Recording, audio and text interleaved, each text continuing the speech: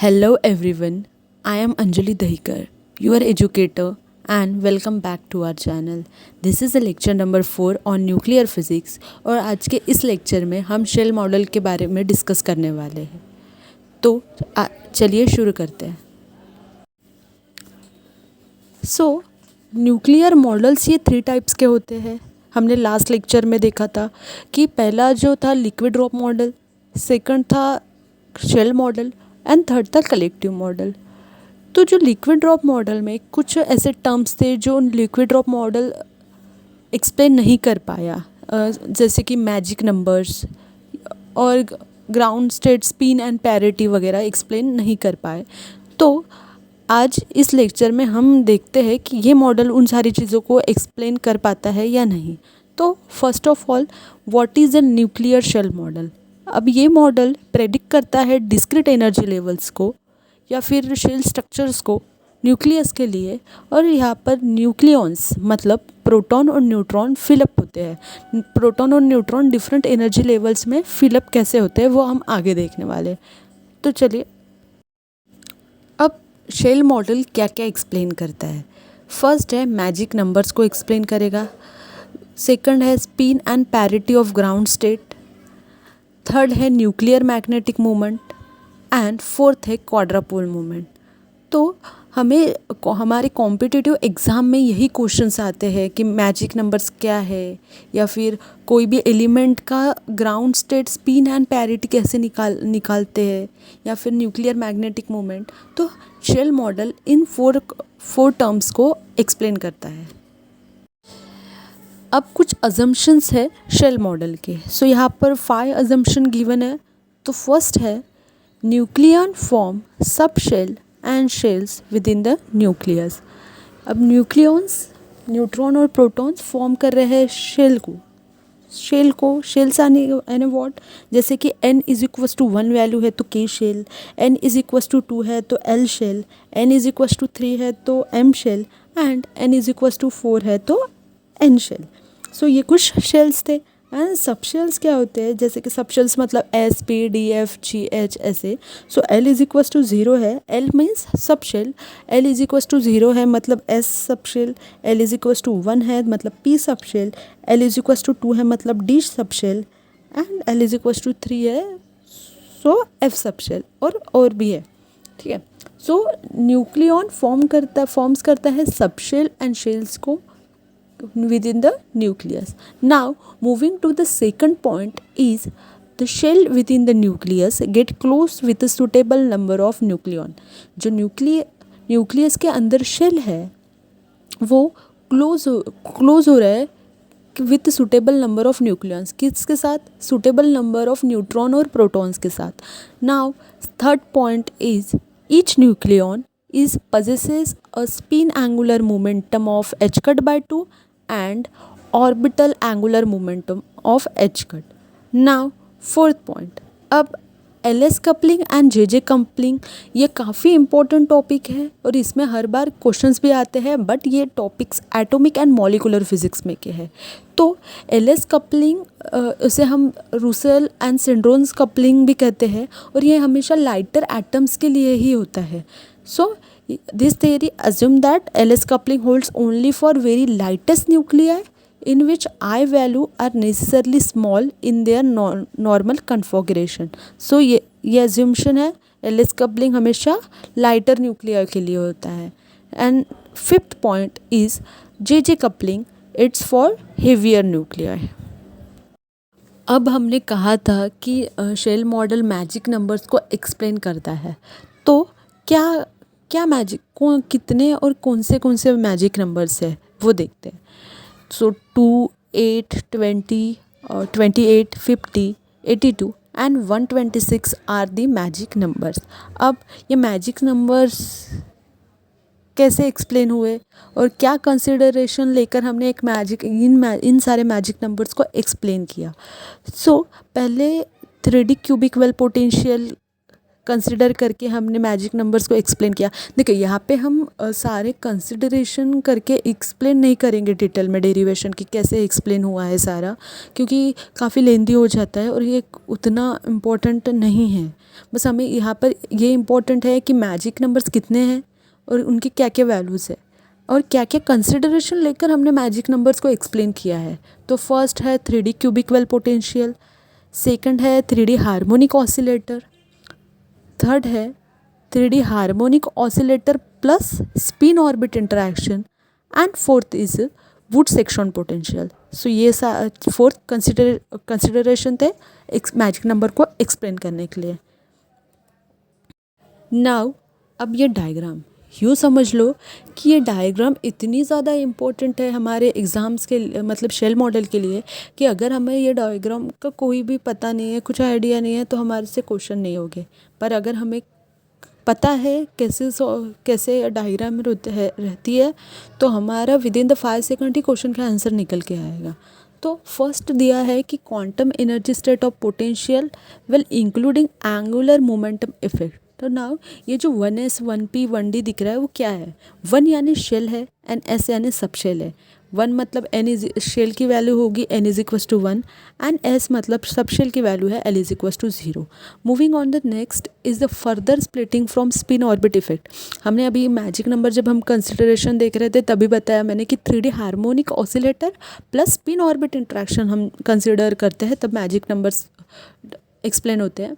तो यहाँ पे दिया है 1s या मतलब बेसिकली यहाँ पे जे वैल्यूज़ भी ऐड कर दी, जैसे 1s है, 1p 3/2 है। हायर जे वैल्यू हमने पहले लिखी है एंड लोअर जे वैल्यू बाद में लिखी हुई है। And third term is the multiplicity of states. कुछ वैल्यूज़ आ गई मल्टीप्लिसिटी में और यही क्लोज शेल्स इंडिकेट कर रहे हैं मैजिक नंबर ऑफ न्यूक्लियॉन्स को। अब जब हम क्वेश्चन सॉल्व करेंगे तब देखते हैं बताऊँगी मैं कि इसे मतलब कैसे फाइंड करते हैं और क्या इंपॉर्टेंट टर्म्स है क्या नहीं है। ठीक है, अब applications of shell model. So first application है न्यूक्लियर स्पिन एंड पैरिटी। तो अब इस एप्लीकेशन को हम क्वेश्चन के थ्रू समझते हैं कि क्वेश्चन दिया है find the ground state symbol for nucleus और कुछ एलिमेंट दे के रहेगा। तो क्वेश्चन एग्ज़ाम में भी इसी प्रकार के क्वेश्चंस आते हैं। तो कैसे सॉल्व करना है? अभी हमने यहाँ पे सिंबल ले लिया J to the power P। J माने स्पिन है और P मतलब पैरिटी है। J is equals to nuclear spin and P is equals to parity. अगर पैरिटी को फाइंड करना है तो P is equals to -1 to the power L। L is a subshell. Okay,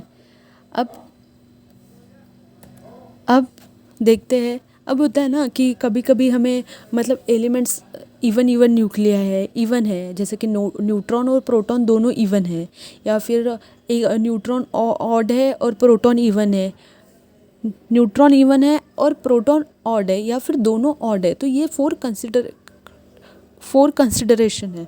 तो देखते हैं कैसे। अगर प्रोटॉन और न्यूट्रॉन दोनों इवन है तो क्या होगा? स्पिन एंड पैरिटी कैसे फाइंड करी जाएगी? यहाँ पर क्या है, पहला टर्म इवन न्यूक्लिया है, प्रोटॉन भी इवन है, न्यूट्रॉन भी इवन है, तो स्पिन यहाँ पे 0 रहेगा और पैरिटी प्लस रहेगी। ये अजम्पशन है, बट हमेशा जब भी इवन न्यूक्लिया है तब हम स्पिन 0 लेंगे और पैरिटी +1 लेंगे। Okay, moving to the next is even odd और ऑड इवन न्यूक्लिया है। अब अगर हमारा न्यूट्रॉन ऑड है और प्रोटॉन इवन है, या फिर हमारा न्यूट्रॉन इवन है और प्रोटॉन ऑड है तो क्या? सो हियर यहाँ पे जो last unpaired nucleon will be decided the nuclear spin. अब सपोज हमने प्रोटॉन लिया, ओके देखते हैं। एग्जाम्पल में लिथियम है 7 और 3। तो लिथियम में प्रोटॉन जो है 3 है और न्यूट्रॉन है 4। सो 4 इज़ अ पेयर्ड, मतलब अगर हम उन्हें फिलअप एनर्जी लेवल्स में फिलअप करेंगे तो इट इज़ अ पेयर्ड।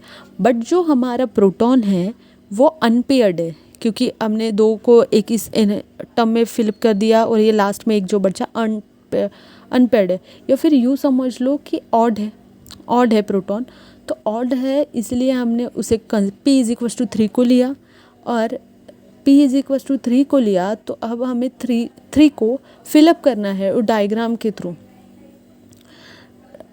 के थ्रू। तो कैसे फिलअप करेंगे, ये हमारी जो डायग्राम है उसके अकॉर्डिंग हमें फिलअप करेंगे। तो हमें 1s का 2 एंड 1p 3/2 में 1 मिल जाएगा। तो यहाँ पे जो न्यूक्लियर स्पिन है वो है 3/2, और जो पैरिटी होगी वो माइनस है, क्योंकि -1 और जो L है सबशेल वो 1 है यहाँ पर, तो -1 up to the power 1 is equals to -1, और p है निगेटिव। तो यहाँ पर जो अनपेयर्ड यहाँ पे जो स्पिन एंड पैरिटी है, spin is 3/2 and parity is minus. अब थर्ड है ऑड न्यूक्लियर। अब क्या होगा जब प्रोटॉन और न्यूट्रॉन दोनों ऑड है। हमने तो फर्स्ट टर्म में देख लिया कि इवन न्यूक्लियर है तो spin and parity, spin 0 and parity +1। सो अब ऑड न्यूक्लियर, अगर अनपेयर्ड, बोथ अनपेयर्ड है प्रोटॉन एंड न्यूट्रॉन, सो अब न्यूक्लियर स्पिन कैसे डिसाइड करें, तो उसके लिए एक रूल है, वो है नॉर्देरियम रूल। अब क्या हो रहा है, अब हमें क्या करना पड़ेगा, हमें प्रोटॉन और न्यूट्रॉन का दोनों का अलग अलग इंडिविजुअल स्पिन एंड पैरिटी निकालनी पड़ेगी, और उसके बाद हमें ये रूल लगाना पड़ेगा। ये रूल है कि spin of proton plus spin of neutron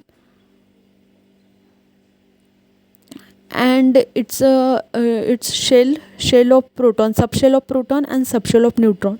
अब अगर ये इन टर्म्स को ऐड करने के बाद कोई ऑड नंबर आ रहा है तो हम स्पिन कैसे फाइंड करेंगे, J spin of proton plus spin of neutron. But अगर इवन टर्म आ रहा है तो हम स्पिन कैसे फाइंड करेंगे, मोड ऑफ में spin of proton minus spin of neutron. और रही पैरिटी की बात, तो पैरिटी होगा -1 अपॉन न्यूट्रॉन का सबशेल प्लस प्रोटॉन का सबशेल। ओके, हमारा सेकंड एप्लीकेशन है calculation of nuclear magnetic moment. तो पहले what is a nuclear magnetic moment. अब ये जो न्यूक्लियर मैग्नेटिक मोमेंट का फॉर्मूला दिया है, G mu J is equals to G mu N upon H cut J vector. So mu N is a nuclear magneton जिसका formula होता है E H cut upon 2 mass of proton, M P is a mass of proton and mu B is a Bohr magneton, that is E H cut 2 M E. हाँ, mu B की जो value है वो है 1836 mu N, और mu B is equals to 10⁻⁻28 barn. Okay, तो हमें nuclear magnetic moment का जो फॉर्मूला मिला वो है mu J Z max is equals to G J mu N dot J. अब जी जे क्या है, लैंडेजे फैक्टर, सो उसकी वैल्यू हो जाएगी G J is equals to G L, J bracket में j+1 प्लस एल ब्रैकेट में l+1 माइनस एस ब्रैकेट में s+1 upon 2j bracket में j+1 प्लस जी एस, जे ब्रैकेट में j+1 प्लस एस ब्रैकेट में s+1 minus L bracket में l+1 upon 2j bracket में j+1। अब proton के लिए क्या, प्रोटॉन के लिए GL इज इक्वस टू 1 लेंगे और GS इज इक्वस टू 5.5854 लेंगे, और अगर न्यूट्रॉन है तो GL हमेशा 0 रहेगा और GS का वैल्यू -3.8262 रहेगा। Nuclear magnetic moment odd even nuclear, जैसे कि प्रोटॉन ऑड है और न्यूट्रॉन इवन है, तो क्या, अब पहले हमने न्यूक्लियर मैग्नेटिक मोमेंट का फॉर्मूला लिख लिया, that is mu J Z maximum is equals to G J dot mu N.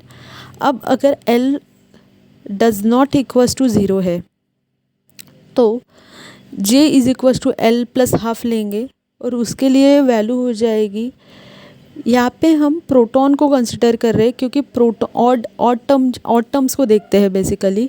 Odd term को मतलब यहाँ पे ऑड क्या है, प्रोटॉन ऑड है तो हम प्रोटॉन वाला फॉर्मूला लगाएंगे। J is equals to L plus half है तो nuclear magnetic moment is equals to bracket में J minus half plus G P upon 2 mu N. अगर J is equals to L minus half है तो mu J Z upon maximum is equals to bracket में J plus 1 bracket में J plus half minus GP by 2 mu N हो जाएगा।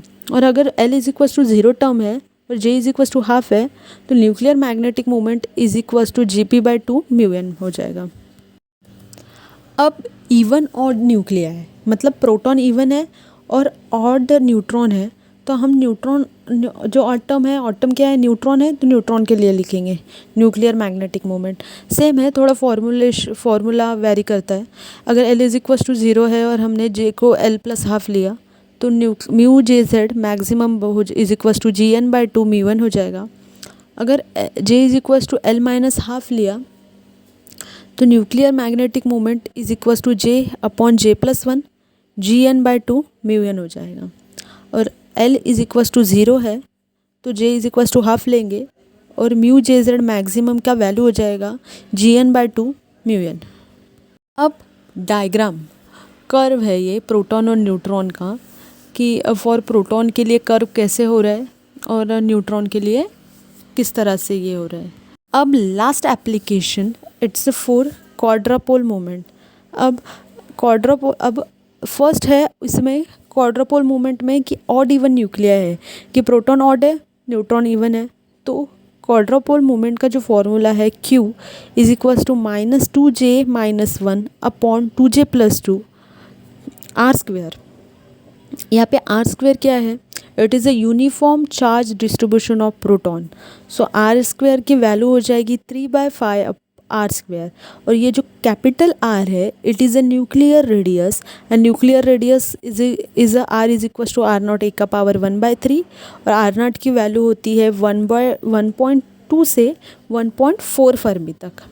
तो quadruple moment for proton के क्या हो जाएगा, -2J - 1 upon 2J plus 2 into 3/5 R square. अब क्वाड्रापोल मोमेंट में सेकंड टर्म है इवन ऑड न्यूक्लिया है। जब प्रोटॉन इवन है और न्यूट्रॉन ऑड है तो न्यूट्रॉन के लिए जो क्वाड्रापोल मोमेंट का फॉर्मूला बन जाएगा वो है Z/A² QP। QP is a quadrupole moment for proton जो अभी हमने फाइंड किया था। तो टोटल फार्मूला बन जाएगा K1 is equal to Z/A² into bracket में -2J - 1 upon 2J plus 1 into 3/5 R square. और ये जो डायग्राम्स है, मतलब स्पीयर है तो Q 0 रहेगा, अगर ओब्लेट है तो Q नेगेटिव में रहेगा, और स्पेरॉइड है तो Q पॉजिटिव में रहेगा। कुछ लिमिटेशंस है शेल मॉडल के, या फिर यूँ कह लो कि शेल मॉडल क्या फेल करता है, क्या एक्सप्लेन नहीं कर पाया। तो first point, it fails to explain the stability of 4 stable nuclei, hydrogen 4 2, lithium 6 3 and nitrogen 7 14. So nuclear shell model in 4 stable nuclei को explain नहीं कर पाया। Second point, it does not predict the correct value for nuclear spin for a certain nuclei. कुछ ऐसे nuclei है, हमने तो सिर्फ ग्राउंड स्टेट का स्पिन पैरिटी निकाला, पर कुछ ऐसे न्यूक्लिया है जिसके लिए nuclear shell model correct spin नहीं कैलकुलेट करता। नाउ थर्ड टर्म, अब जो quadrupole movement using this model, the quadrupole movement calculated using this model, it is not good agreement. ये कुछ गुड, मतलब ऐसा नहीं है कि गुड नहीं, एक करेक्ट वैल्यू नहीं प्रेजेंट करता है दिस मॉडल। सो अगर क्वाड्रापोल मूवमेंट हम ये मॉडल के थ्रू कैलकुलेट करते हैं तो ये कुछ गुड वैल्यू, करेक्ट वैल्यू नहीं देगा। अब है अचीवमेंट्स, शेल मॉडल में क्या क्या अचीवमेंट्स किए। फर्स्ट है कि ये मैजिक नंबर्स को एक्सप्लेन किया, मैंने बताया पहले ही। उसके बाद में इसने मैग्नेटिक मूवमेंट ऑफ सम कुछ मैग्नेटिक मूवमेंट, कुछ न्यूक्लियाई के मैग्नेटिक मूवमेंट इसने काफ़ी इजीली निकाल दिए। नाउ थर्ड है कि इसने सक्सेसफुली ग्राउंड स्टेट स्पिन को कैलकुलेट कर दिया, ground state spin and parity. Fourth है, it explain the great stability and high binding energy. Okay, and fourth है, it explain the phenomena of nuclear isomerism. Okay, अब nuclear isomers मतलब क्या, कि ऐसा एटम जिसका मास नंबर सेम है but different and same atomic number, and are distinguished by certain difference in the internal structure of nucleus, इसे हम isomers कहते हैं।